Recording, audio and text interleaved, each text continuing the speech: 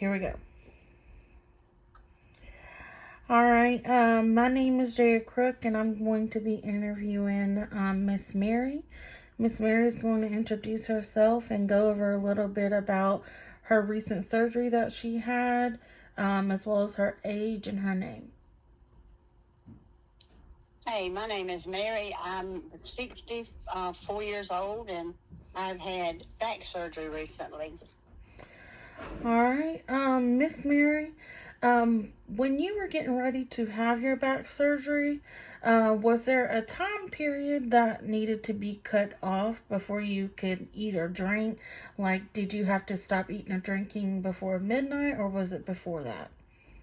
It was midnight. It was. They gave you, you had to, 12 hours before surgery, and there were certain medications that you had to stop taking a week before, prior to my surgery. Do you recall of a certain medication that you were not able? Well, if I was taking anything that had to do with inflammation, like meloxicam, Mm-hmm. I had to stop taking that a week. And then which I'm not on blood thinners, but like blood thinners, you had to stop taking for a week. And so those kind of medications that they didn't want you to have for a week to be out of your system. Probably to reduce bleeding during the surgery, right? Right. Mm-hmm. Now, do you by chance recall of your last meal that you had before your surgery? Well, knowing me, it was probably pasta and chicken.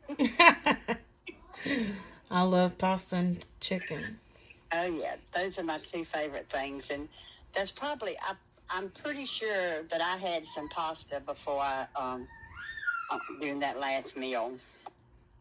Were you able to drink any water to take your medicines before the surgery, or no? The only thing that I was able to do was a sip of water before, and that was just to take, I think there was like a blood pressure medicine that they wanted me to take prior to my surgery, but Okay. it was only with a sip of water. All right. Mm-hmm. Now, the night before your surgery, were you able to get good rest? Well, considering the pain I was in, it was just, actually no, because sometimes you're anxious Yes. about what's going to happen the next day, and each procedure and what the doctors are going to do. So I was a little anxious. Yes, I probably did not sleep well. Right. I've been prepped for a surgery before, and I was not able to sleep the night before because my nerves were all over the place. Yeah. Now, the day of your surgery, how was you feeling? Very anxious. Very anxious. And I remember on the way to the hospital, I was hungry, Mm-hmm. anxious, and but other than that, just normal anxiety, wanting to go ahead and get it over with. I know. Now, how were you feeling about your recovery process at home after your surgery? Now, before, when I was thinking about the coming home after surgery, I really felt pretty good, considering that I knew that I had support at home. Right. I knew that I was going to have help, but it was after I came home, it was a totally different thing. Right.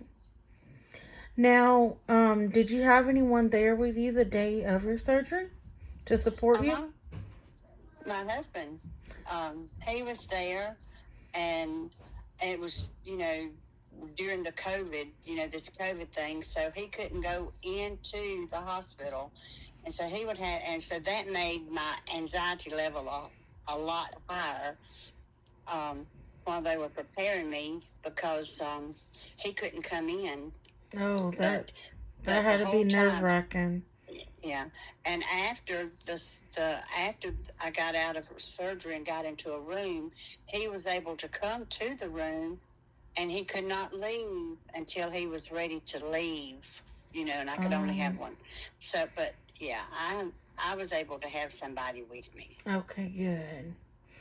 Now, did you ever have any thoughts of depression during this process?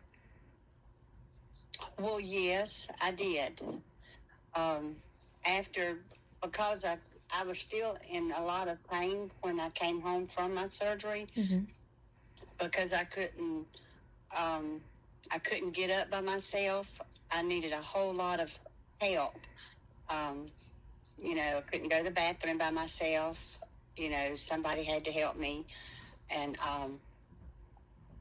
so it was like, it just seemed like I was doing well, but it seemed like it was just taking longer. And after you're sitting there and you're still hurting or can't do for yourself like you want to, then I did get depressed. Right. Yeah. Now, can you think of a time in your life where you felt that your self-esteem was lower due to your back issues before surgery?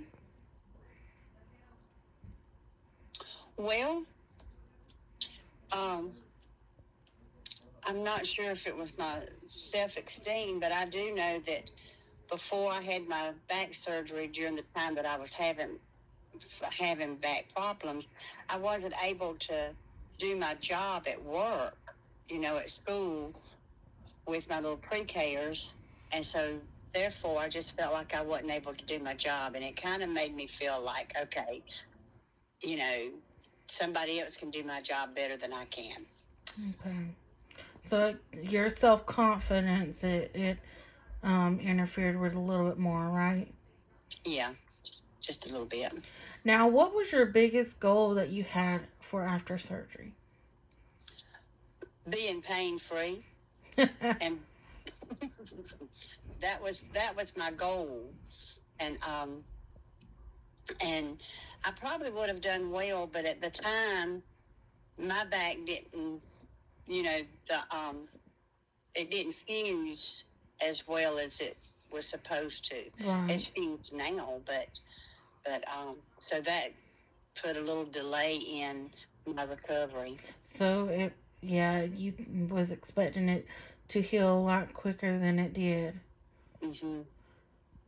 Now, do you think after surgery, now looking back, do you think that you were able to successfully complete your goal of being back pain free? Well, yes.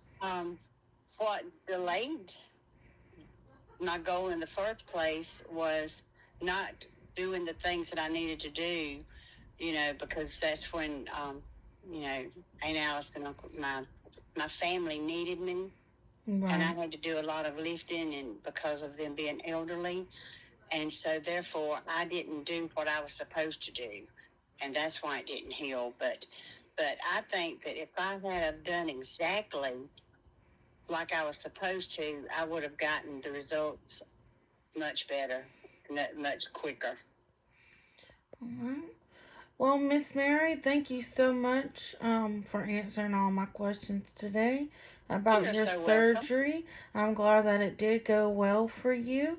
Um, all right. Again, my name is Jada Crook, and thank you for letting me interview you. You're so welcome, and you have a good night, sweetie. You too. Thank you. Bye-bye. Bye-bye.